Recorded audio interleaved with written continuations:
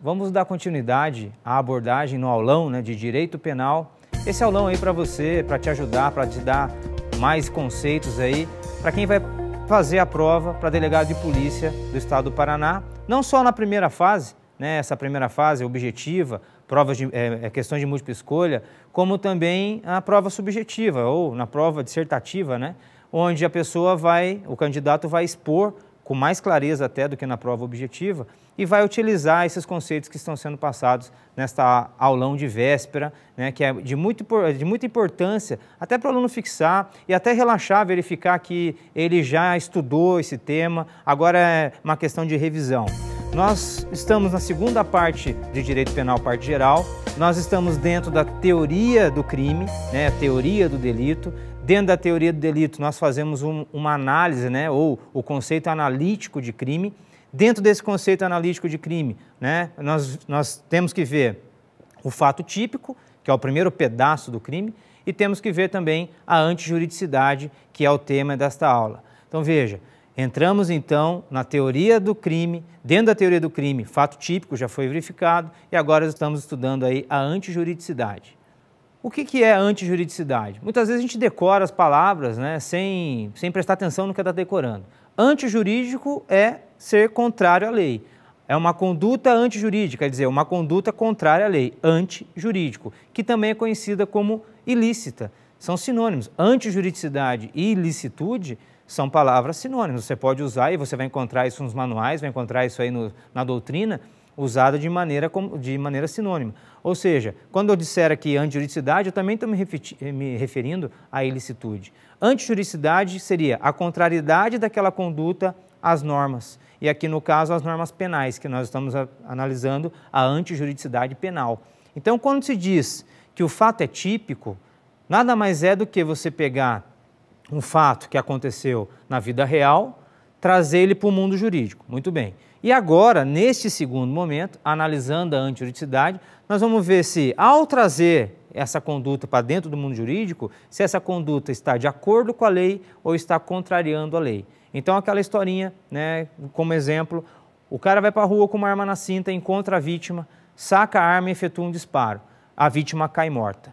Vamos fazer, então, a tipificação, que é o primeiro momento, que é uma operação matemática. Onde que eu tipifico, onde que eu enquadro essa conduta? Aí você vai pesquisando ali, artigo 121 do Código Penal. Encaixei perfeitamente ali no famoso homicídio, matar alguém. É típico, eu encaixei no tipo penal, é típico. Mas já dá para dizer que é contrário à lei? Ainda não, porque é nesse momento aqui, nesse segundo momento, o momento da antijuridicidade, é que vai ser feita essa análise. O que é ser antijurídico? Veja, quando eu pratico um fato típico, é um indício de antijuridicidade. Quando eu falo para você, fulano matou ciclano, na hora já vem, né? Pô, ele vai ter que pagar por esse crime, ele vai cumprir pena. Na hora já vem que ele praticou um crime. Mas, para nós aí, estudiosos do direito, veja que ser típico é só o começo, né? Ser típico é só falar, é um fato típico. Não necessariamente ele vai ser contra a lei. Realmente eu dou o braço a torcer para dizer, quando é típico, indiciariamente revela uma conduta contrariamente ao ordenamento. Só que isso é apenas indiciariamente, tem que fazer uma análise mais profunda para verificar se essa conduta, além de típica, é contrária ao ordenamento. E quando que não vai ser contrário? Então vamos pegar o probleminha. Matei alguém? Artigo 121? Ok. Contra a lei? Via de regra é contra a lei. Matar alguém, via de regra, é contra a lei. Excepcionalmente, o legislador autoriza uma pessoa a matar alguém. E quando que se dá essa exceção? Quando a pessoa que matou alguém, ela agiu amparada por uma excludente de ilicitude. Veja o nome, excludente de ilicitude, excludente de antijuridicidade. Aparentemente era antijurídico, era típico. Indiciariamente, antijurídico. Só que quando a pessoa mata alguém amparado por uma excludente de antijuridicidade, é só você riscar a palavra anti. Ela matou alguém juridicamente. É só você riscar a letrinha I. Não é ilícito, é lícito. Então, quando alguém mata a outra, é típico. Na segunda análise agora, mas ela estava, por exemplo, em legítima defesa, que é uma das excludentes de ilicitude. Ela matou alguém em estado de necessidade, que é uma das excludentes de ilicitude ou de antijuridicidade. Então, veja, matar alguém, então, nesses casos que eu estou dando de exemplo, ou seja, amparado por uma excludente de ilicitude, matar alguém não é crime, né? Matar alguém é típico, mas não é contra a lei, não é antijurídico. Então, veja, a antijuridicidade, ela aborda exatamente isso, a contrariedade da conduta às normas, e nesse caso são as normas penais. A primeira excludente de antijuridicidade ou excludente de ilicitude, dê o nome que você preferir, é no Código Penal, vamos seguir a ordem do Código Penal, lá no artigo 24, o estado de necessidade. O estado de necessidade revela uma situação de perigo, onde a pessoa tem que praticar fatos típicos para poder se salvar ou então para salvar terceiro. O estado de necessidade é exatamente isso, você sacrifica um bem jurídico alheio para poder salvaguardar um bem jurídico seu ou de terceiro. É a típica história, né, que quase todo aluno de direito viu isso lá na faculdade, o caso dos exploradores de caverna. Né? Aqueles exploradores que entraram numa caverna, fechou-se a única entrada / saída que tinha da caverna, e como não tinha nenhum gênero alimentício ali, foi necessário fazer um sorteio.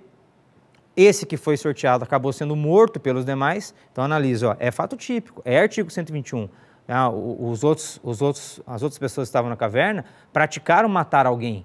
Eles matam alguém para poder se alimentar. O que é isso? Estado de necessidade. Então guarde, situação de perigo atual, onde você sacrifica um bem jurídico igual ou menor para poder salvaguardar o seu. Isso que é o estado de necessidade. Tá? Veja que quem causou o perigo não pode alegar estado de necessidade. Um outro exemplo muito clássico é o exemplo lá de ter se incendiado o teatro, né, o cinema. Incendiou-se o cinema. Né? Aquela pessoa que colocou fogo no cinema, ele causou o perigo, ele não pode, a pretexto de se salvar, ele não pode pisotear as outras pessoas, porque foi ele que causou. Então, aquele que causou o perigo não pode invocar estado de necessidade. Quem mais não pode invocar estado de necessidade? A pessoa que tem o dever legal de enfrentar o perigo. Por exemplo, um bombeiro não pode alegar estado de necessidade. Ele não tem que ser herói, mas ao mesmo tempo ele tem por dever enfrentar o perigo. Então essa pessoa também não pode alegar. Veja que o estado de necessidade também exige para a sua configuração, exige que aquela situação seja inevitável. No caso aí de ter se incendiado o teatro, o cinema, só existe uma porta e você tem que passar por aquela porta. Então justifica-se que você pisoteie as outras pessoas para salvar a sua própria vida ou para salvar a vida de um terceiro. Se houver uma porta nos fundos, ou seja, existe uma outra possibilidade, então aí já não dá mais para alegar estado de necessidade. Então, no estado de necessidade, conte com esses requisitos, né? Perigo atual, inevitabilidade, quem causou o perigo não pode invocar estado de necessidade, sacrifício de um bem jurídico igual ou menor para preservar o seu. Então, tudo isso previsto no artigo 24 do Código Penal. Então, veja essa situação. Para sair do teatro pegando fogo, eu acabei pisoteando e até matando alguém para poder me salvar.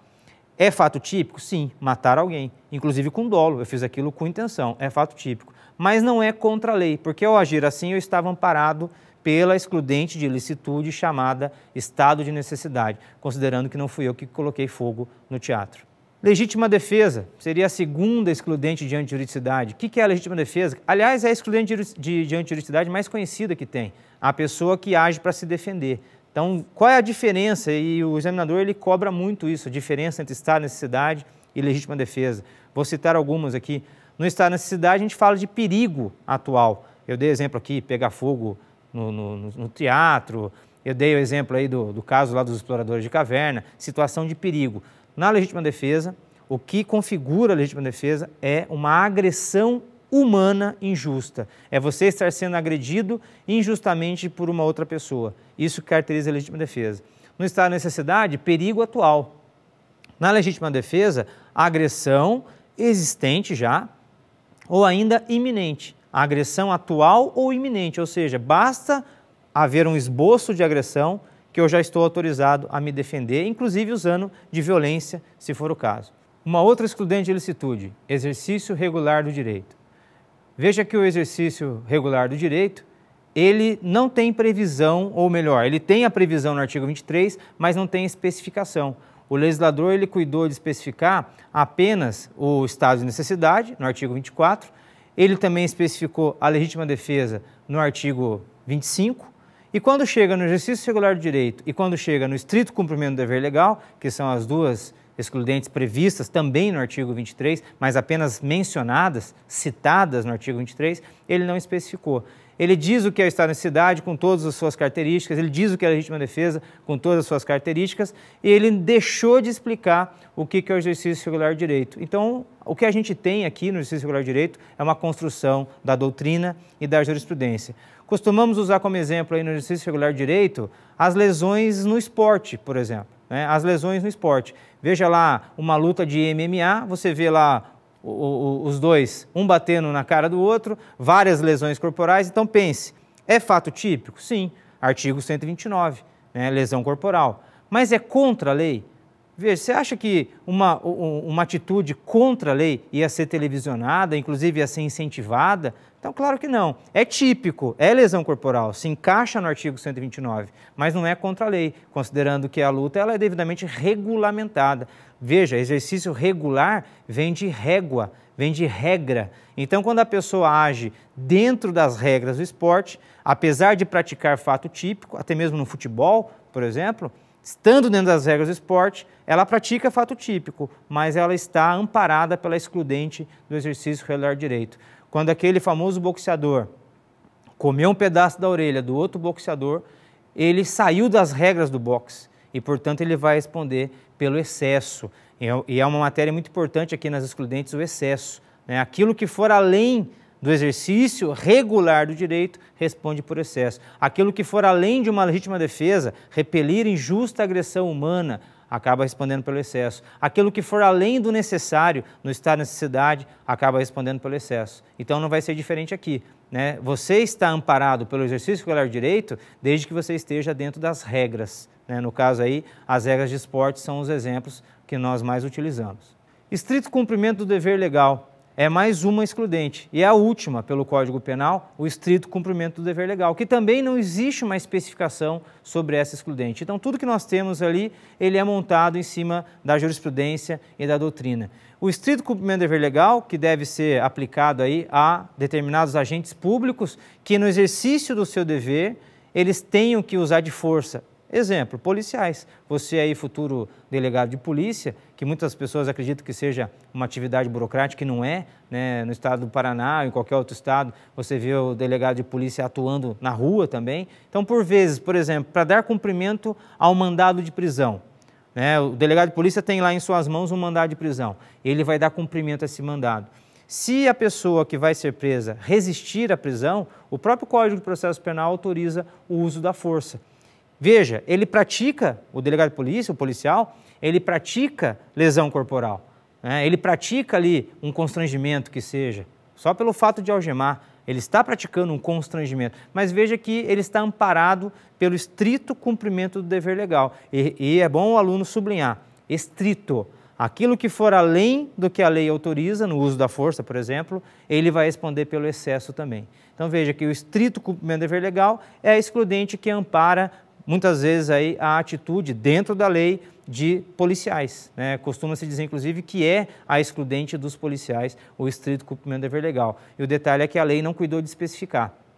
A lei apenas, né, elenca como sendo uma excludente, mas não cuidou de, né, especificar, de trazer mais detalhes, como fez com a legítima defesa, como fez com o estado de necessidade.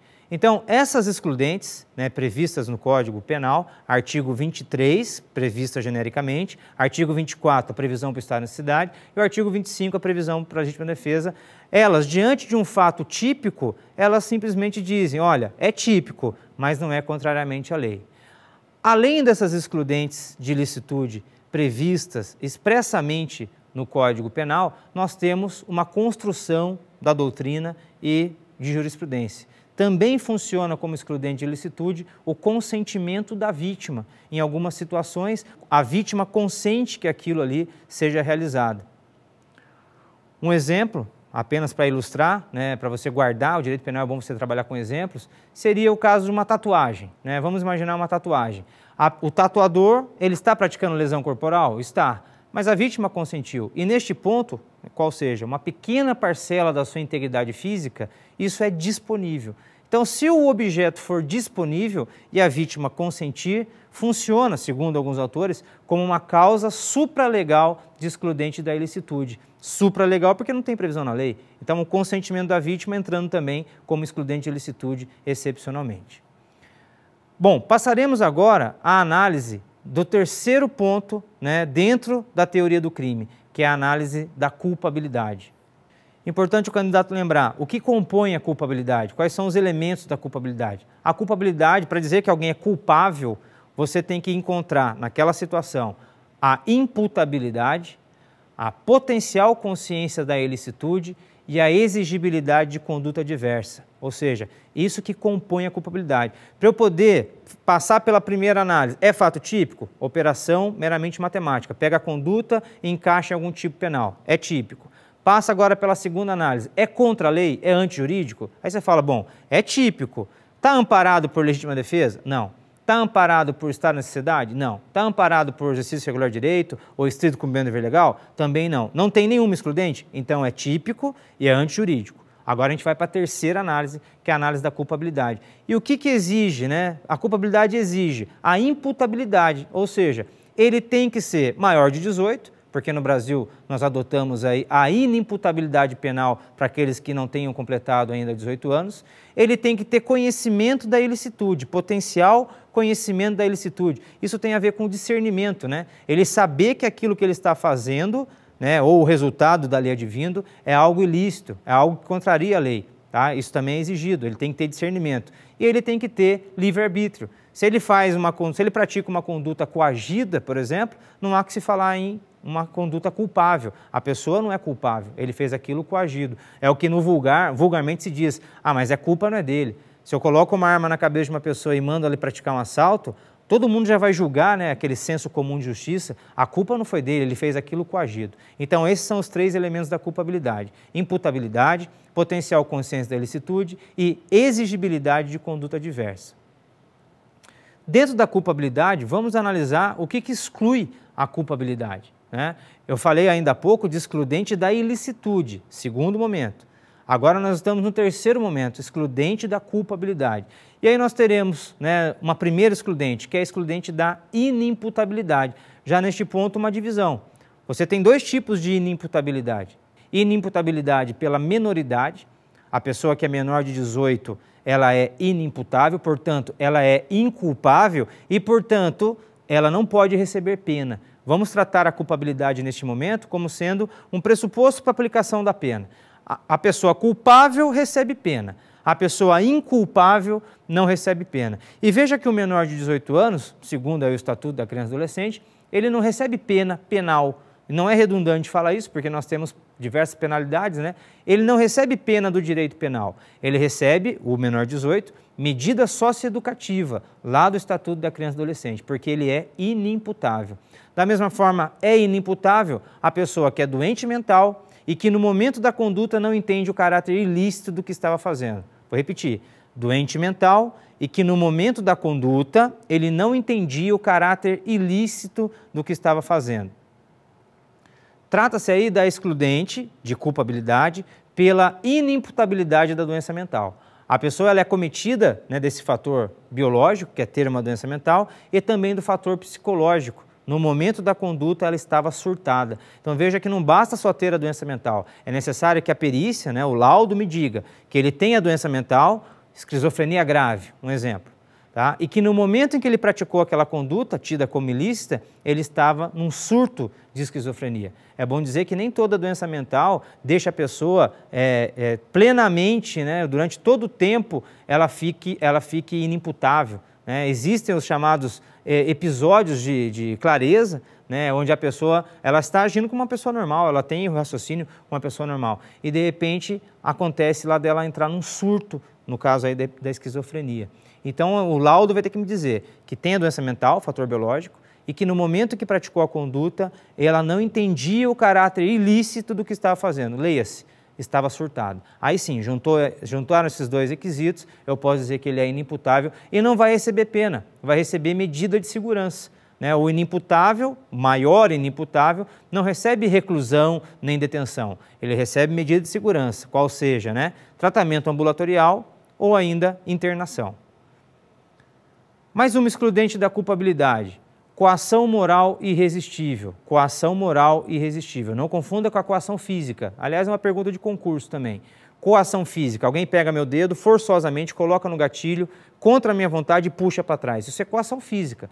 A coação física afasta o fato típico, porque lá dentro do fato típico nós vamos ter dolo e culpa. Quando alguém pega meu dedo e aperta contra o gatilho contra a minha vontade, me coagindo fisicamente, isso aí afasta o dolo e afasta a culpa.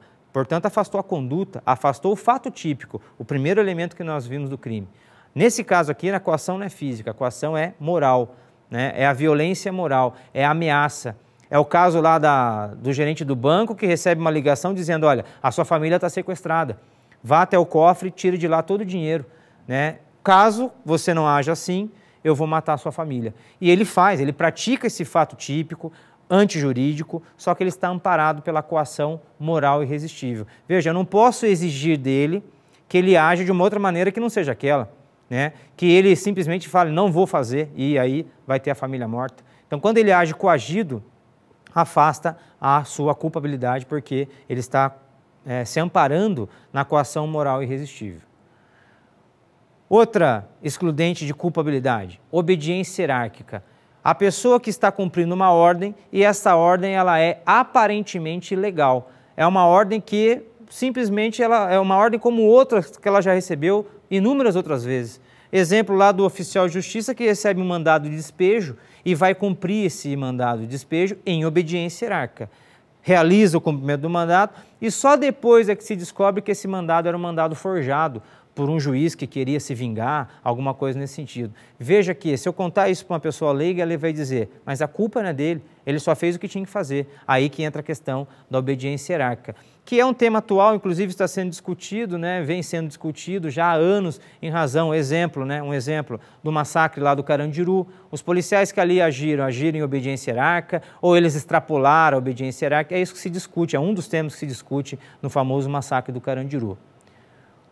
Outra excludente, a excludente de culpabilidade chamada erro de proibição. O que é o erro de proibição? Mexe com a chamada potencial consciência da ilicitude. Potencial consciência da ilicitude. Na verdade, no erro de proibição, a pessoa não tem essa potencial consciência da ilicitude.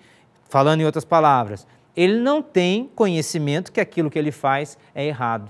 Antes se chamava erro de direito, né? Erro de direito. Hoje é melhor chamado de erro de proibição. A pessoa ela tem uma falsa noção da norma, tá? Da norma, não é da lei. A gente sabe que alegar que não conhece a lei não resolve nada, mas nós não estamos discutindo lei, estamos discutindo a norma. Se eu virar para uma pessoa lá, para uma criança e perguntar, você sabia que é proibido matar alguém? Ela vai dizer que sim. Ela tem consciência da norma, daquilo que é certo e errado. Se eu perguntar para ela, você conhece o artigo 121? Ela vai dizer que não. Então veja, ela conhece a norma, mas não conhece a lei. Tá? O erro de proibição, portanto, é desconhecer ou interpretar erroneamente a norma. É você tirar uma pessoa lá do Alto Xingu, por exemplo, trazer ele para uma sociedade, né, aqui, né, uma sociedade urbana. Ele vai praticar atos ilícitos, certamente, porque lá não existem as mesmas normas de conduta que existem aqui. E é isso que é analisado, por exemplo, é discutido, por exemplo, no jogo do bicho. O jogo do bicho, a pessoa que joga no bicho, algumas vezes ela não tem conhecimento que aquilo ali é uma contravenção penal. Então ela vai invocar o quê? Eu não sabia que isso estava errado. E aí pode ser que se reconheça o erro de proibição, excluindo a culpabilidade. E por último, dentro deste campo aí, né, da culpabilidade, nós temos um princípio geral de exclusão da culpabilidade, que é a inexigibilidade de conduta diversa.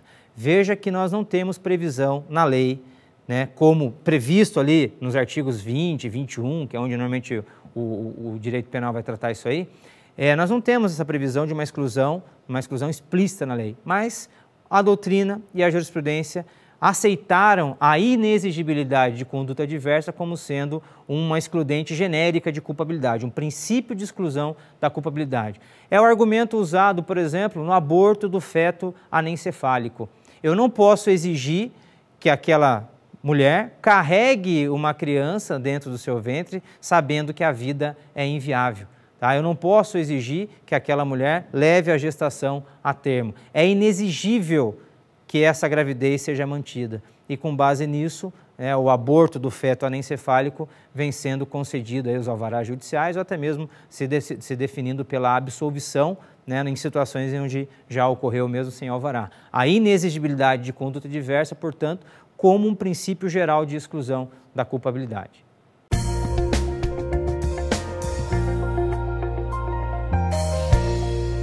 Como dica de estudos para a prova objetiva, que o candidato vai encarar agora, né, concurso para delegado de polícia do Estado do Paraná, eventualmente outros concursos também, com prova objetiva, né, exigência lá de perguntas objetivas, múltipla escolha e tal, a prova conhecida como prova de xizinho, né, igual o pessoal fala, é a letra da lei. A leitura da letra da lei é muito importante, considerando que várias empresas que aplicam essas provas objetivas, elas fazem um copiar-colar. Elas copiam da lei, colam ali no seu teste, eventualmente elas mudam, né, onde está escrito não, coloca sim, onde está escrito eventualmente, coloca sempre. Então é importante o domínio do candidato em cima da letra da lei. Leia, portanto, o Código Penal, leia a legislação extravagante, né, deixa inclusive lá na sua cabeceira, toda vez que puder você dá uma lida. Além disso, a leitura de súmulas, né, muito importante a leitura de súmulas e posicionamento pacífico dos tribunais superiores, STF, STJ. Veja que isso começou nos concursos federais e hoje é mania nacional em todos os concursos, em especial na parte jurídica, né,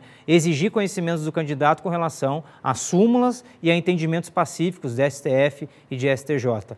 E, por fim, resolução de questões. É importante o candidato resolver bastante questão, porque assim é a forma dele rever o seu conhecimento e também de fixar a matéria. Quando você resolve questão e erra, eu até prefiro que você erre ao estudar, né? Errando ao estudar, você vai atrás para saber no que você está errando e aí também você tem a noção daquilo que você precisa reforçar. Então, resolva bastante questões. Hoje você tem na internet aí um instrumento valioso, né, você procura as questões, garimpa ali as questões de concursos anteriores, e isso vai te dar uma boa base para você encarar a sua prova objetiva. Então a gente tem bastante trabalho, mas com certeza, seguindo essas dicas aí, o seu sucesso virá. Boa prova e bons estudos.